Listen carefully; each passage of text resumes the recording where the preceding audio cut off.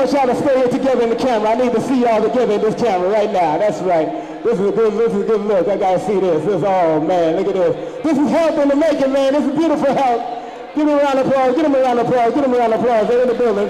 They're Queen. Give me the mic real quick.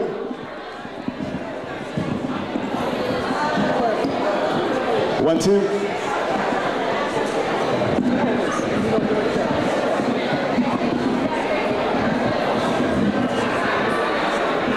Greetings, everyone. Greetings, everyone. We want to make sure that nobody misses out on the excellent opportunities. I know that everybody is very, very excited. On behalf of Queen Afua Enterprises, we are excited to be here. We have great information to share with you, but if you're talking, you won't be able to hear what the Queen has to share with you. So without further ado, Queen Afua. Thank you, my sister Alicia. And I'm not traveling here by myself today. I'm traveling with a wonderful sacred sister. So I want you to meet her here in Brooklyn. She's living in Brooklyn with us now, and she has gathered me and Dick Ray together to go on a powerful healing cruise in September. I just want to say a few words on this masterful work that she's bringing together. If you have not come by the healing station, if you have not come by Queen Afua's healing station and received one of the flyers, Queen Afua and Dick Gregory will be together on a cruise in September. It is over the fall equinox, September 20th through the 23rd. Now the excellency of this is that this is the Feast of Gratitude. This is the Feast of Gratitude cruise. This is a conscious alternative. It's so wonderful.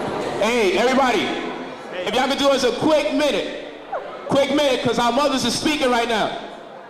I know a lot of our fathers are missing in our household, so that don't mean nothing to a lot of us, but it's a new day. The fathers are back in the house. So we gotta let our mothers speak and not speak when our mothers are talking.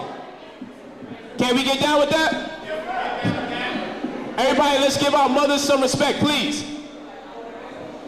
We're not gonna do nothing until our mothers get the quiet that they deserve, especially Queen Afua. All right, go ahead. I want to make sure I can hear what y'all talking about. Beloved, thank you, thank you. Thank you, beloved. As I was sharing, the 2013 Feast of Gratitude Cruise will feature Queen Afua and Dick Gregory, September 20th through the 23rd. The way that this came together, it was at first a gathering of the gods and goddesses, and it was based on the Asar and Aset story, where Asar took her time, where Aset took her time and brought the pieces of Asar together. Many of us need to be restored as people. And over Thanksgiving of this past year, Spirit spoke and said, we need to create an opportunity for conscious people to come together and to give thanks. Because once you know the truth about Thanksgiving, you can't just celebrate it and be cool with it. When you really know that 700 black people, black Indians, were burnt to death, you can't really celebrate Thanksgiving in the name of, oh, it's just my grandmama and we just go into grandmama's house. So this is a Feast of Gratitude. It will take place over the fall equinox this year. This gives you an opportunity to honor two of our greats together on the water.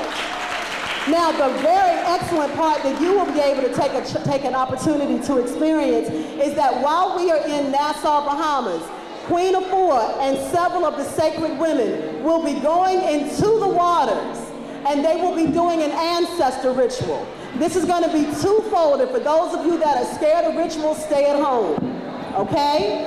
This is a tribute to our ancestors who met and died in a watery grave during the transatlantic slave trade. So this is going to be a tribute to them. This is also going to be an opportunity for them to be released, because many of their spirits are still dwelling there, because that's where they lie.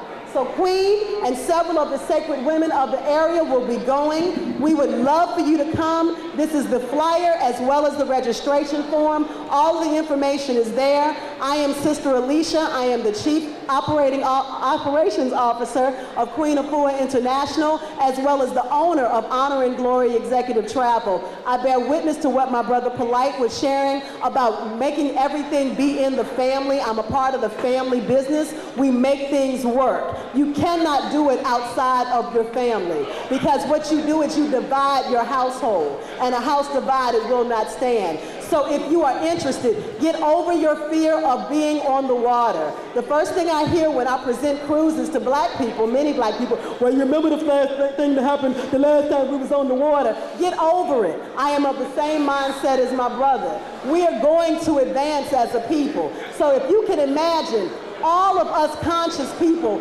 coming together on the water to pay tribute to our ancestors, all of us conscious people coming together to honor these two ancestors, to honor these two living ancestors. Can you imagine that ship floating all by itself without a propulsion center? So I thank you for the opportunity. Come over and grab a flyer, get some of the samples. If you did not get a sample, we were not slighting you. We ran out of cups. We have plenty of cups now. If you want to get a sample of the products, if you want to purchase the products, get an autographed book from Queen Afua, come over. We're here to serve you.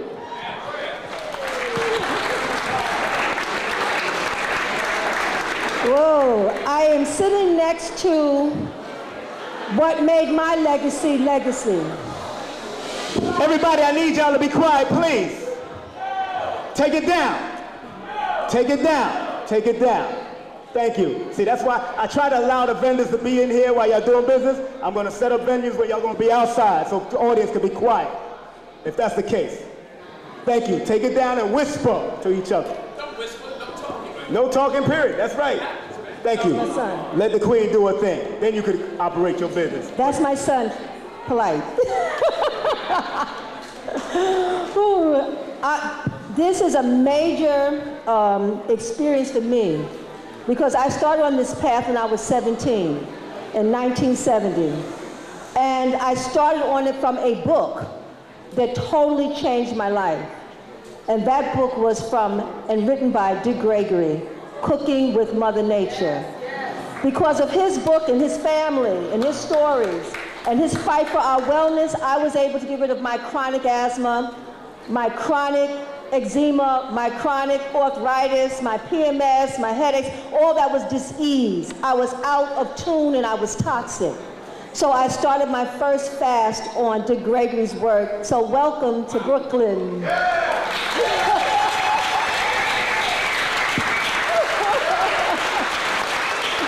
We love you and we honor you.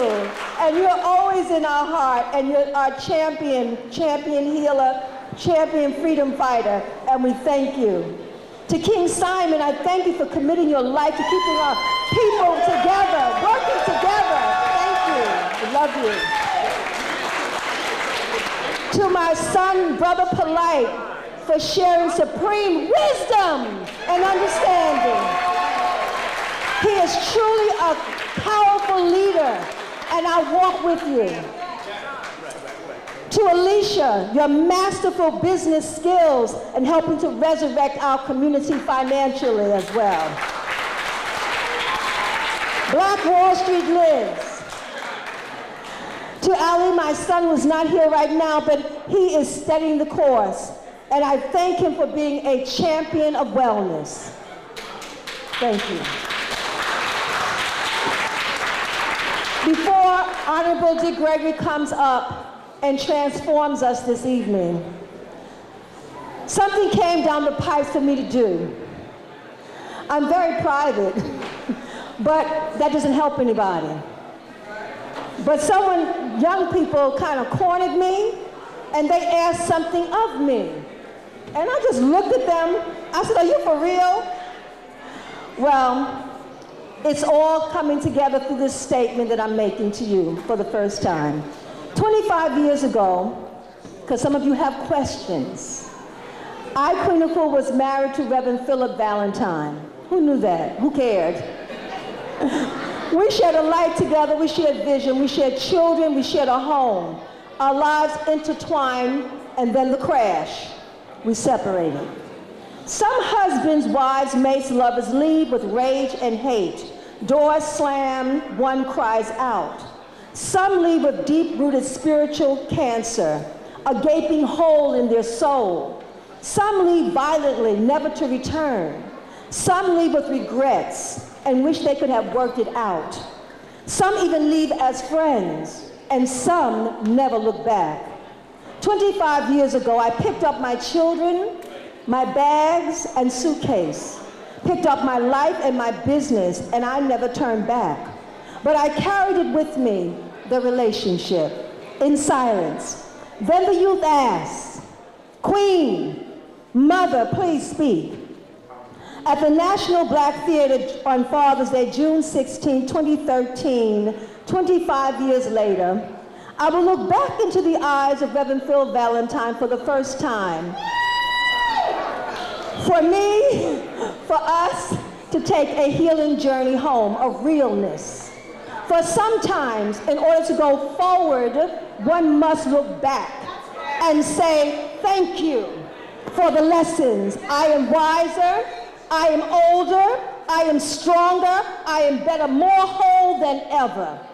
On June 16th, Father's Day, I will look upon your father for healing and mirror from a microcosmic to a macrocosmic level. It will be a day of forgiveness, for new beginnings, for letting go, for community wellness. On June 16th, 2013, come to the National Black Theater with all your stuff, with your bags, come with your suitcase loads of wounds, of regret, of pain, of backpacks of hurt, of recycled toxic relationships that's giving you still the blues of unfinished business. Together we'll reflect on the lessons that keep on showing up. On June 16th, we're going to raise our frequency in a collective open heart surgery. Everyone say, collective open heart surgery. To heal thyself and get our wings and soar, claiming a healing legacy that will repair us, the mothers, the fathers, the children, our family, and like our ancestors, put a laying on of hands upon us and claim golden are our limbs, blue our crown, and emerald our bodies. No matter what has happened to us and through us, we are not fatherless. We are not motherless. Step into the gap. We're family. And if you were left for dead, come. We'll hold you on this day, heart to heart, until your heart beats again whole, and we won't judge you, we'll love you. You see, we are a tapestry of intertwined threads into each other's lives we live. No need to choose one or the other. We are your mother, we are your father, and we are family. This is a love song, and this is our love story. And if we keep loving each other beyond all of our shortcomings, beyond all of our weaknesses, beyond all of our doubts and our fears, if we keep loving, the only way you're gonna love is to heal. You gotta keep healing. If we keep healing, then we will stay unified. Give thanks.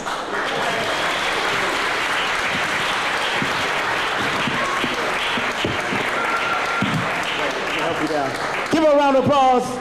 Mother Queen, Afua, give her a round of applause. Thank you. She's almost 60 years old. She's jumping. All right, without any further ado, this is an elder amongst elders. This man ran across America. I don't know how many of us can do that.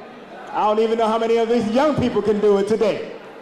But I am honored, and I was introduced to Dick Gregory by reading just one book, and that was Nigger. When he told the joke, when he told that joke in the back of the book about those Ku Klux Klan members, I loved it, brother. But this brother has been trod in this land, and I want to let everybody know, quiet down, quiet down. I want to let everybody know that this brother set it off for every comedian in America. He was the one that set it off in every major forum. When he went into the Playboy Mansion, everybody else flew through.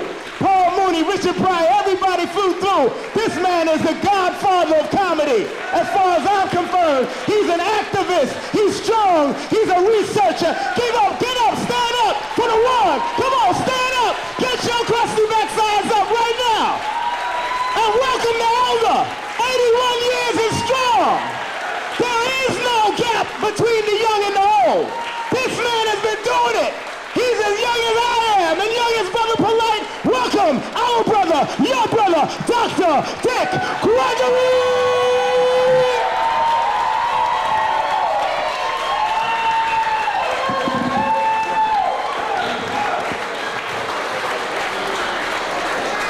Thank you, thank you, thank you.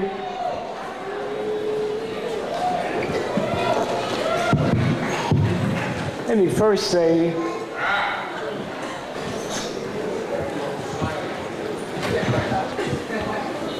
I thank and praise God that we have all made it here safely today. And I pray to God that your return will be equally as safe. Let me first say thanks to those of you who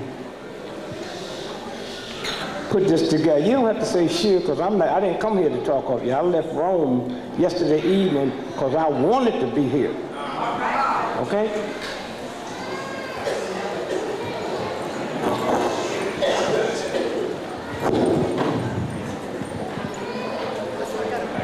And first we say,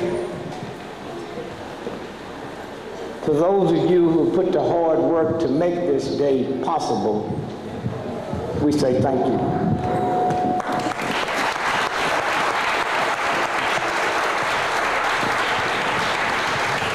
Secondly,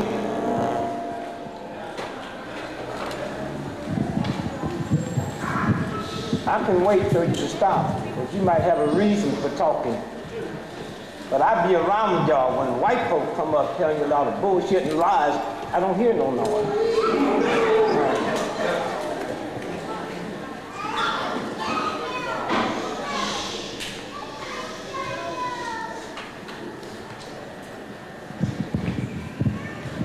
And secondly, we thank those who do the physical part. That's the one that most of us never think of, the physical part. Somewhere, someone picked me up at the train station and someone showed up going to take me back. These mics didn't just jump up here and fix themselves. These chairs and tables that we working from didn't just put themselves up here. And one of the sad parts about it is when we all leave here this evening, someone we will never know their name and most of us don't give a damn will come in here and clean up behind us. If it wasn't for the trash collector, then restaurants would be closed. We think the waiter and the cook is important. If the waiter don't show up, cook, the restaurant don't get closed.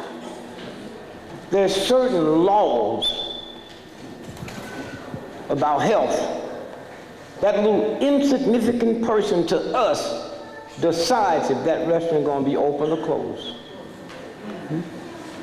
You ever been in the airport?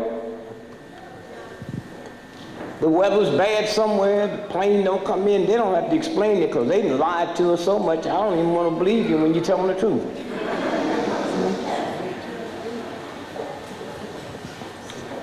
And you've been there when it's 4 o'clock in the morning and they check all your tickets and say, we're going to put you in a hotel tonight.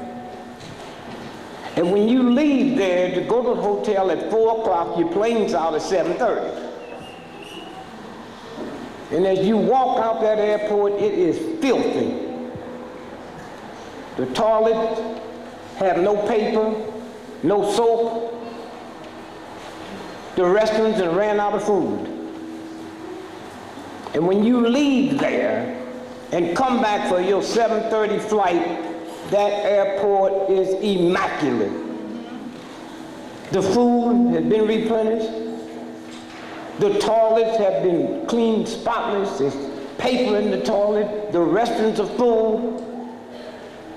And those people, most of them work for below minimum wage. We don't see them, and most of us don't care about them. We always forget about them. And somewhere, there's a new rhythm today. And thirdly, if you hadn't made the decision to come out here, the rest of it don't matter at all. So we say thank you, thank you, thank you.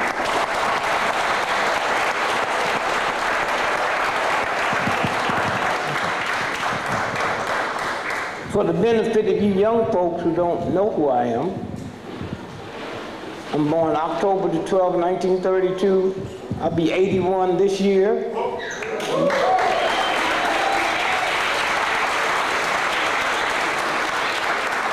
My wife will be 75.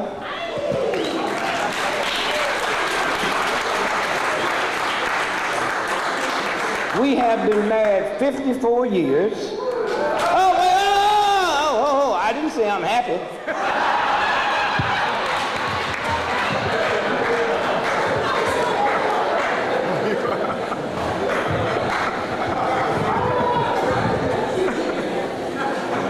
I have 10 children.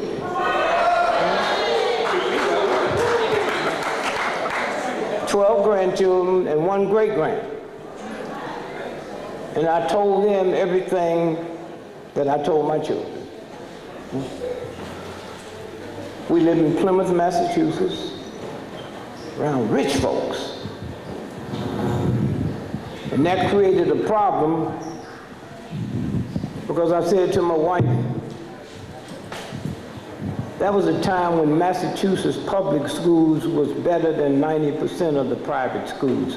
That's not true today. And I don't know why you all don't understand. You don't go from good schools to bad schools unless that's by design. Okay? Somewhere you should have known something when you say Harvard is a good school and so is not. Anytime you have good schools and bad schools, there's something wrong. That shouldn't be. Huh? A good car and a bad car. Somewhere. And so again, there's some changes we're going to have to make. Because this thing is just about over. Some of you feel it and some of you don't. And if you're not willing to sit quiet and understand who you are, then I say have fun and have fun quick, because recess is just about over. We at the same place the Romans was at right before they fell.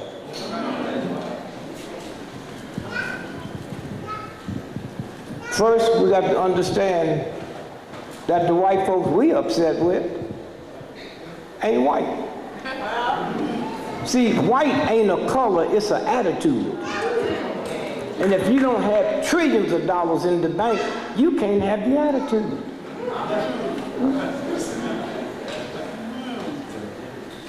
And some kind of way, our head is so messed up.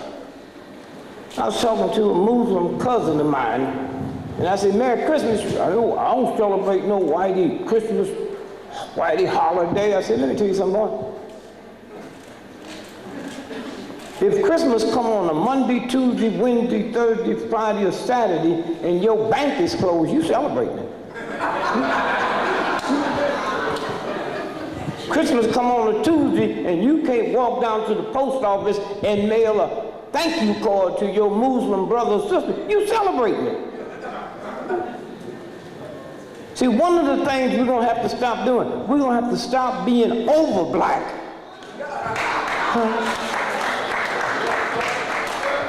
Because we're not doing anything to save it. Who give a damn about you bragging about how over black you are? Come here, brother, would you? Let me tell you the respect our African brothers have. Watch this.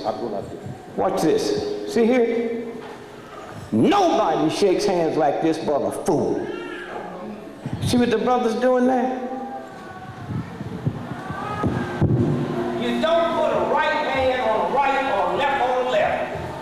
And our African brothers and sisters know it, and that's why they do this. Huh? And y'all walking around here thinking you so hip. Thank you, my brother. Huh? And they have such respect for us, they wouldn't even tell us, because most of y'all think y'all black.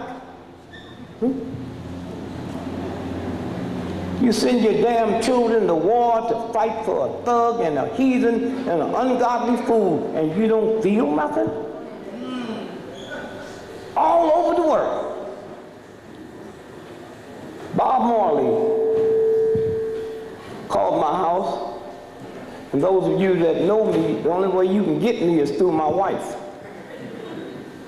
And one day when black men find out the most powerful forces in the history of America, the black woman in the black church. And most of y'all don't even know it. A black woman in America is the only woman on the planet can take a butter knife and cut your tires to the rim. There's no school where they train her. They don't leave thinking they're going to their yoga class and go to the car, cut to the rim, and they cut that tire, got a 20-year guarantee, not for her. And my success in this filthy, ungodly nation, my success is I learned a long time ago who the black woman is. Who the black woman. And in finding that out, I found out who I am. So when we moved to Massachusetts, I said to her, these 10 children will go to school. Those of y'all that have children, they have truancy laws. The children got to be in school by 5 or 6 or you can go to jail. But if you got 5 children and 3 of them starved to death, you don't go to jail. They just put the other 2 in foster home. Have you asked yourself, where am I living where it's a bigger penalty for not sending my child to school than if they starved to death in my house? That universal God, and I'm not talking about the church, that universal God gave you all the wisdom and knowledge you need. Check all your Bibles and see if you see any word in there called smart or intelligence. It speaks of great wisdom. And this white boy switched it from smart to intelligent, something he can teach and grade you on, because if he could grade wisdom, he'd build a pyramid. Yeah. It's that simple. Fear is a violation of God. That's the biggest problem I had with my wife when we first got married. She's scared of death. When we gonna pay Sears and Roebuck? You act like we got some money. We don't have no money, baby. And when I get me some money, y'all niggas worried about talking good English, that ain't gonna get you nowhere. That cop will shoot you in the back of the head 40 times just as well as you had a PhD. So y'all trying to separate something, and you can't. If all of y'all had 5 PhDs and $1 million in the bank, and you leave here tonight in your Rolls Royce driving home, and you hear that siren and look through your rearview mirror and see that cop car, you squeeze the steering wheel. You have no control over that. Your education, your money, because you know there's a white racist thug